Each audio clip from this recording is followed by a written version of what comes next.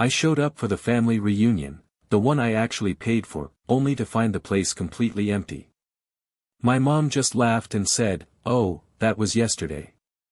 Then she added, "We'll bring you some leftovers," like that made it okay. I didn't say a word. But the next day, the cops ended up saying plenty for me. Looking back, I should have realized something was wrong the second I pulled into the parking lot. There weren't any cars I recognized. No sounds of laughter or chatter.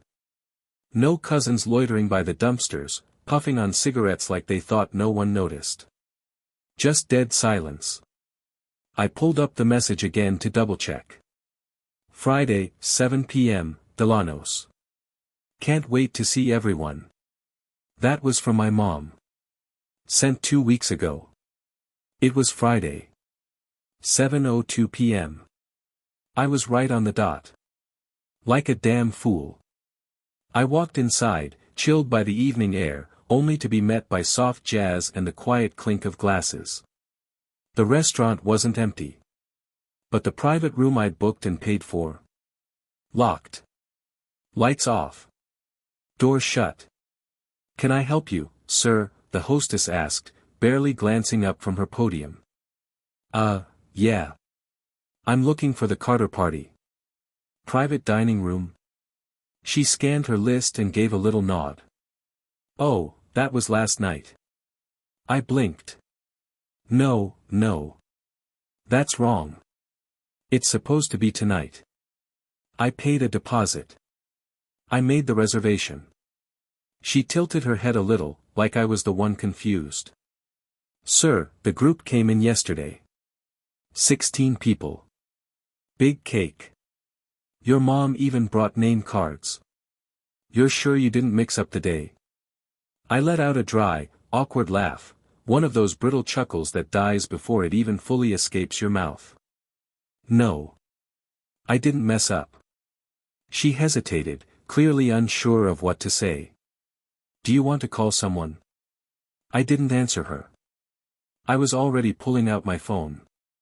It rang twice before she picked up. "Hey, sweetie." Mom's voice came through all light and casual like nothing was wrong. "Everything okay?" I just stared at the wall and asked flatly, "Where is everybody?" There was a pause. Then that light little laugh she uses when she knows she's done something wrong but wants to pretend it's not a big deal. "Oh, honey, that was yesterday. We figured you weren't coming. But don't worry. We'll bring you some leftovers." I just froze. "What?" I asked, stunned. She repeated it like it was no big deal. "It was yesterday. We'll bring you leftovers." I didn't even say goodbye. Just ended the call. No one followed up. Not my mom. Not my sister Chloe. Not a single person. Then a text popped up. It was from Chloe. "LMAO bro, you seriously missed it. Classic. Don't worry, we saved you a roll." My hands were shaking. Maybe from the cold. Maybe from how mad I was. I couldn't even tell. I looked back at the hostess. "So, they really came?" She gave a little shrug. "Yep. Ate, laughed, had a good time." Of course they did. They always have more fun when I'm not around. I walked out without saying another word. Didn't call anyone. Didn't yell. Didn't even bother posting in the family group chat. But I didn't go home either. I just sat in my car with the engine off, staring at my reflection in the windshield, thinking about the bill I was stuck with. The charge on my credit card. The 10 texts I sent my mom 3 days earlier confirming the time. She saw them. They all knew. And they made the choice to go ahead without me. But tomorrow? I'd make a choice too. You'd think the worst part would be being left out of a dinner I actually paid for. But no, that was just the cherry on top of a 5-year-long crap sundae. This wasn't the first time they iced me out. Not even close. It was just the first time they didn't bother pretending they cared. I've always been the afterthought. Chloe. She was the golden one. The star. The one who just needed a little boost to get going. Me. I was the independent one. Which was just their way of saying, you don't need love to survive, so we're not wasting any on you. When I landed my first decent job, I called Mom to tell her. I was proud. Her response. Great, now you can finally help your sister with rent. And that's how it started. 1 month of rent turned into 12. Then came the utility bills. Then the dental surgery. Then her car insurance. Then it was textbooks for her new nursing program. She quit that after 1 semester and never gave me a cent back. I kept paying, thinking that's what you do when you love your family. But love in my family? It's a one-way street. Whenever I brought it up, gently, mind you, I got shut down with the same lecture. Stop being so transactional. We're family. Chloe's struggling. You know that. You're doing fine. Why are you keeping score? I wasn't keeping score. I was just bleeding, and they didn't want to see it. I still remember this one night, 2 years ago, I wired Chloe $800 for some emergency vet bill she had. A few hours later, she posted an Instagram story, new heels, fresh manicure, and some dude's hand holding a champagne glass. I showed the post to Mom. She was scrolling through her phone, smirking like she was above it all, and tossed out, "You boys always get so worked up over money. It's ridiculous. Petty." That's the word she used, petty. Funny, considering I'm the one who covered their property taxes last winter because Dad forgot, and the county nearly slapped a lien on their house. I'm the same guy who kept Chloe afloat when she got laid off, paid her credit card minimums for 6 straight months. Meanwhile, I was barely scraping by myself. One Christmas, I emptied my savings just to buy gifts for everyone. You know what I got? A framed photo of the family. I wasn't even in it. But none of that hit as hard as what I heard one night, what they really thought of me. That was about 6 months ago. I was spending the weekend at my parents' place. Just helped Chloe out again, $400 this time, because she overdrafted her account for the 3rd time that year. I went downstairs for a glass of water and caught voices in the living room. Chloe, he's obsessed with being some kind of martyr. It's honestly pathetic. Mom, I know. He acts like he's saving the world just because he throws money at problems. Dad, laughing, let him pay. Not like he's ever gonna find a wife. May as well be useful. I stopped in the hallway. Just stood there. Frozen. Then Chloe chimed in again, her voice dripping with smugness. You know he actually thinks we'd fall apart without him. She snorted. Please. If he vanished tomorrow, I doubt I'd notice. I didn't say a word. Didn't walk in. Just turned around, went back upstairs, laid in bed, and stared at the ceiling like it might give me answers. Next morning, Mom was flipping pancakes like nothing ever happened. That night changed me. I stopped sending money. At least for a couple of weeks. Then Chloe texted. Chloe, I need help with rent. I swear I'll pay you back. I didn't respond. 2 days later, Mom called. Mom, Chloe's behind on everything. She's not doing well. You know how fragile she is, why are you being so cold? All I said was, I can't keep doing this. And she snapped, if you're gonna punish us for raising you, then maybe we shouldn't have bothered. That line, it broke me more than I let on. I sent the money later that same day. And now? After everything I'd done, they had a family reunion without me. A dinner I paid for. A date I had confirmed. When I called Mom to ask where everyone was, she had the nerve to say. Oh, it was yesterday. We'll bring you some leftovers. Leftovers. Like I was some stray they toss scraps to. Not a son. Not a brother. Just a walking wallet with a heartbeat. That night, I sat in my car outside Delano's for a long while. Didn't cry. Didn't yell. Just sat there in the thick, heavy silence, thinking back on every single time I tried to be the good one. And all it had cost me. Tomorrow, I decided, I wouldn't be the good one anymore. Tomorrow, they'd find out what happens when I finally stop playing my part. And I already knew exactly where I'd begin. I didn't sleep that night, not out of sadness, not even anger. I was planning. That dinner at Delano's ran me $1,950 with tax and tip. 16 people. Appetizers. A custom menu. I even paid extra for Chloe's vegan nonsense and Aunt Mary's wine allergy. They didn't just forget me. They made a choice. And they did it anyway. Next morning, I dropped a message in the family group chat. Let's meet at Mom's tonight. 7 p.m., I've got something for you. Nobody asked what it was. Of course they didn't. They never asked anything when it came to me. At 6:58, I pulled into the driveway.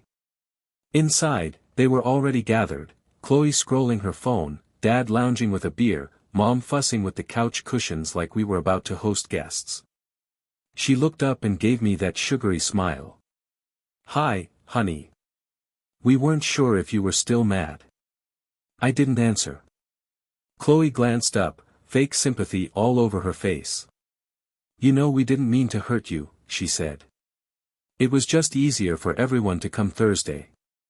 Most of us have lives." She said that with a straight face. I pulled a big envelope out of my jacket and laid it on the coffee table.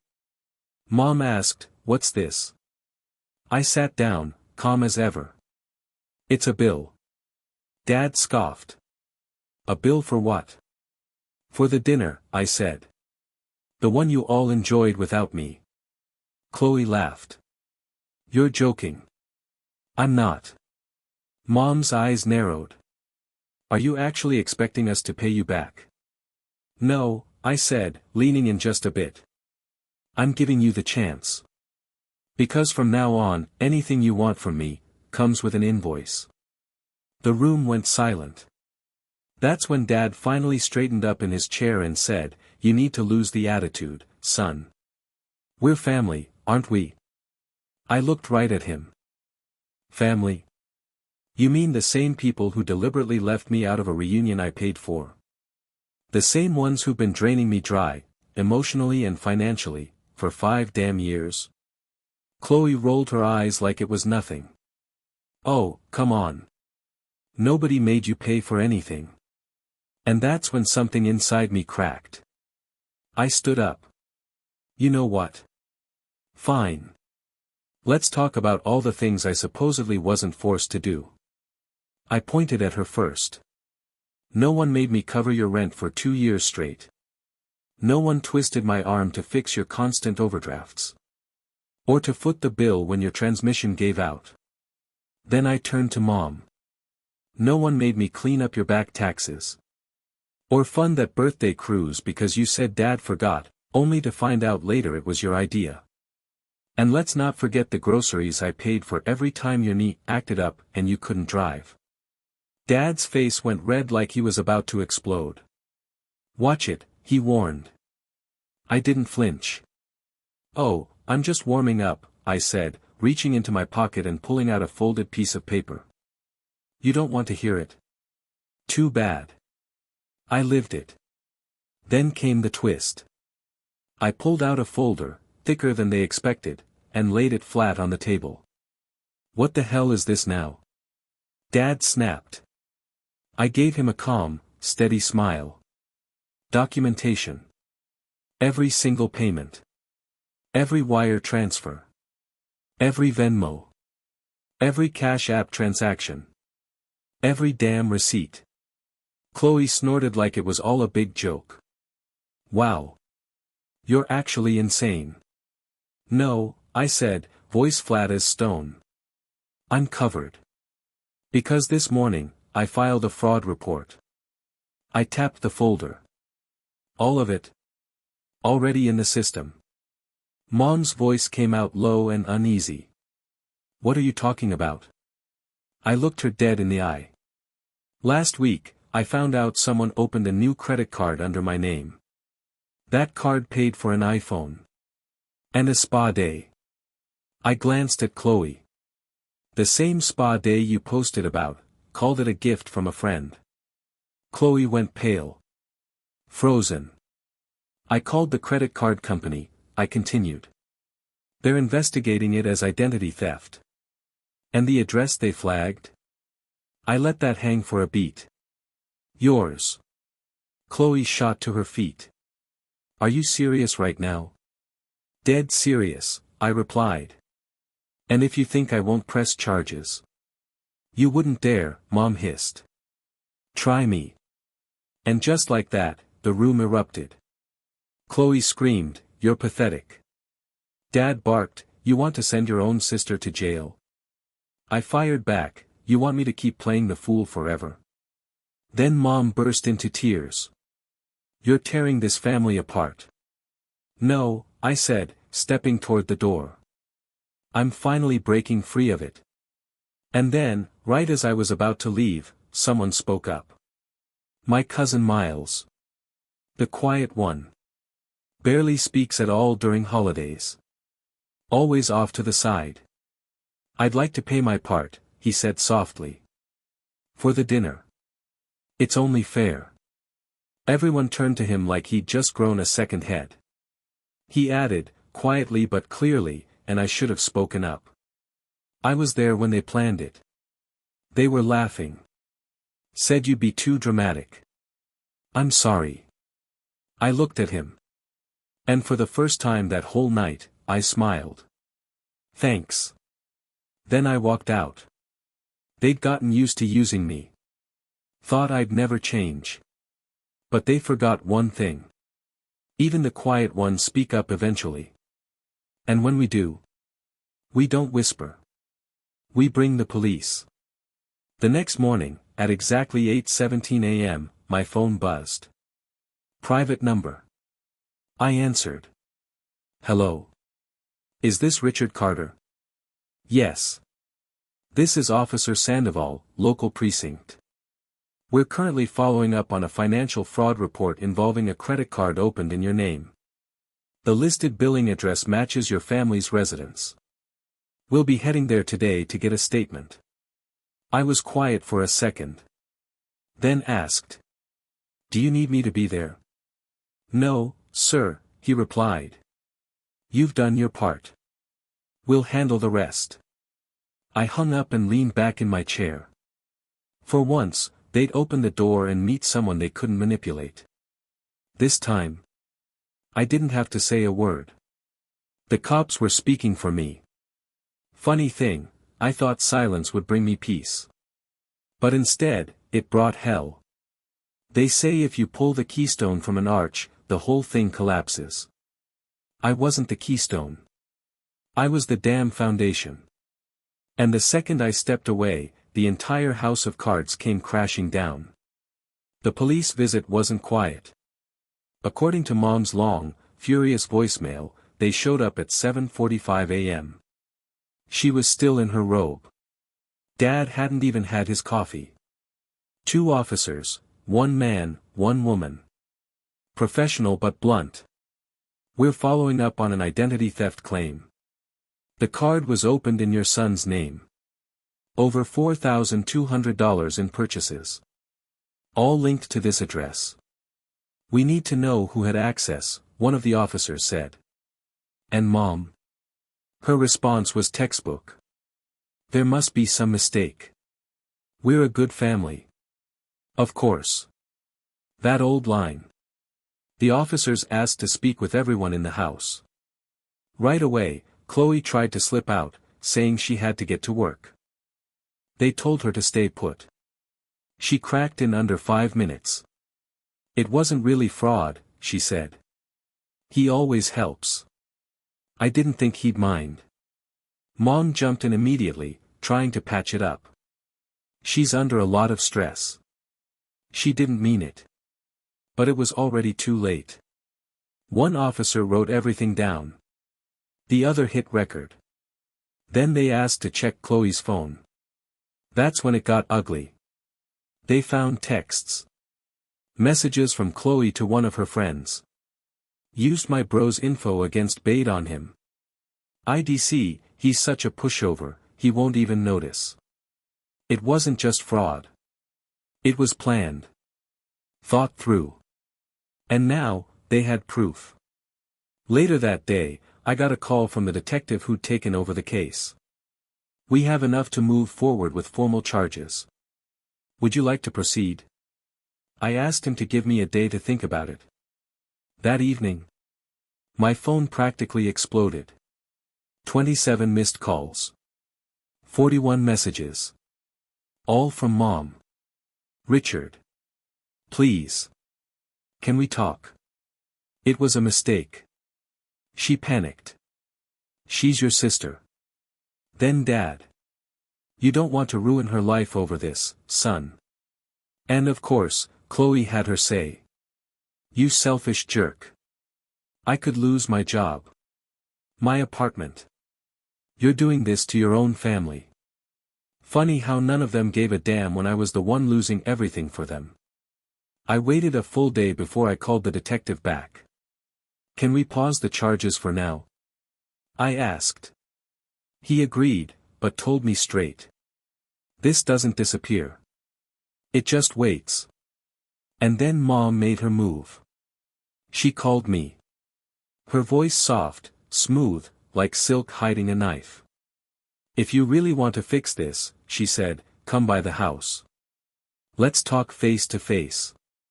Against my better judgment, I went. And the moment I walked in, I regretted it. Chloe was curled up on the couch like some poor victim, draped in a blanket. Mom had that perfect concerned mother act down cold. Dad didn't even bother getting up. We just want to heal, Mom said, like we were all broken in the same way. We? I asked. We know you're hurt, but this is tearing us apart. No, I said. Chloe did that. Chloe's voice cracked as she spoke. I didn't think you'd actually go to the cops. Who does that? Someone who's had enough, I replied. Someone who's finally done being used. Mom reached out, trying to take my hand. We can make this disappear. We'll pay you back. Just drop the police thing. I laughed once. That's interesting. Because you didn't offer that before they showed up. She pulled her hand back like I'd burned her. Then Dad finally opened his mouth. You're not perfect either. You think this makes you some kind of hero? I looked right at him. No. It makes me free. Then I turned around and walked out. Again. Only this time. It was permanent. A week later, I got another call from the detective. We've received a payment covering the charges, he said. Came from a joint account in your parents' names. Marked anonymous. He paused. Would you still like to press charges? I thought for a long time before answering. No. Then I added, not this time. But I want it on record. If she ever uses my name for anything again, I want her charged immediately. He agreed. And I hung up. And just like that, I was done. No more wiring money. No more guilt.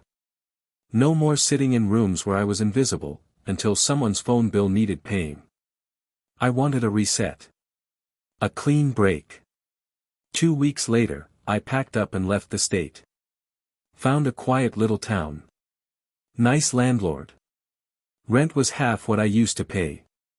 That first weekend, I put together some IKEA furniture while listening to college-era playlists I hadn't touched in years.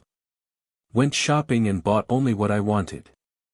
Sat on my own couch, sipping coffee and flipping through a book. No one came knocking. No one needed anything. And that's when it hit me. For the first time in 10 years, I wasn't responsible for anyone but myself. But here's the part that surprised me. 3 weeks into this new life, I got a letter. No return address. Just a simple envelope. Inside, a note and a check. The note said, "I don't expect you to forgive me, but thank you for doing what I never had the courage to." Signed, Miles. The check was for half of the Delano's dinner. I smiled. He didn't owe me a thing. But he understood. The rest of them, I never heard from again. Not a call for my birthday. Not a card for Christmas. Not even a text when Dad had surgery later that year. I only found out about it from a distant cousin's Facebook post. And honestly, good. They were finally getting a taste of what life was like without me. And me? I was finally learning what life felt like without them. People always say, blood is thicker than water, but they never quote the full line. The blood of the covenant is thicker than the water of the womb. Translation. Chosen loyalty runs deeper than shared DNA. Took me 30 years to learn that lesson. And I had to learn it the hard way. The last time I saw their faces was the day I walked out of that house, folder in my hand, fire in my chest. Since then, not a single word. And at first, that silence stung. It felt like a punishment. But now, it feels like oxygen. Just a few weeks ago, I ran into someone from back home. A girl I went to high school with. She spotted me in the checkout line at a hardware store. "Hey," she said, "didn't you used to be Chloe's brother?" I paused. Smiled. "No," I said. Just like that.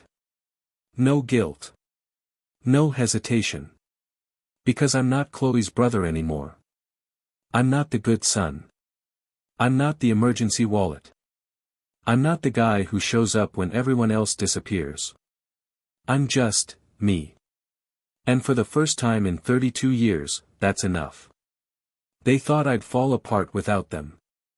That I'd crawl back, head down, desperate for scraps of love wrapped in guilt. They were wrong. I don't miss Sunday dinners where I sit quietly while they toast themselves. I don't miss those check-ins that were always just warm-ups for a request. And I don't owe anyone an explanation for why I changed my number, moved without notice, or skipped the holidays. Let them wonder. Let them explain my absence to the aunts, the neighbors, the church folks. Because deep down, they already know. They pushed me out. And for once, I didn't come knocking. You want to know the best part?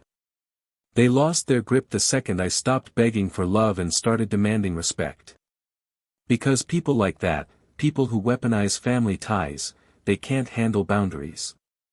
You say no, and suddenly you're selfish. You put up walls, and now you're cold. You stop being useful, and suddenly you're the villain. I'm none of those things. I'm just finally not theirs anymore. And Chloe? She didn't lose her job. She didn't go to jail. But she did lose something else. Her mask. The whole family knows now. Knows what she did. How she lied. How she used me. How she laughed behind my back while draining my bank account. Now, nobody trusts her. Miles moved out. Aunt Diane won't let her babysit. And out of nowhere, Uncle Tom called me. Just a quick check-in. Chloe's name is mud at every family gathering, he said. You don't have to come back. They're the ones who messed up. We all see it now. But I told him the same thing I'd tell you. It's not about who sees it. It's about who survived it. And I did. So no, I'm not playing nice. I'm not mailing birthday cards or answering out of guilt. I'm not showing up to potluck so Mom can make passive-aggressive jabs about how hard it is to keep families together these days. I'm not part of them anymore. And that's the best thing that's ever happened to me. These days, I wake up with peace. I work, and what I earn stays in my pocket. I eat what I like. I say no when I want to, and I don't explain it. My phone buzzes, and I don't tense up. I don't brace myself for a guilt trip dressed like a favor. I don't flinch around people who claim they love me. I'm free. Not because they let me go, but because I stopped waiting for their permission. Let them keep their leftovers. Let them pass my photo around like I died. Let them spin their version of the story.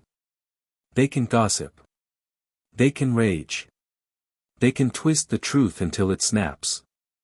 I'll still sleep like a baby. Because here's the truth. When they shut that door on me, I didn't lose a family. They lost me. And that's the first bill they'll never pay off.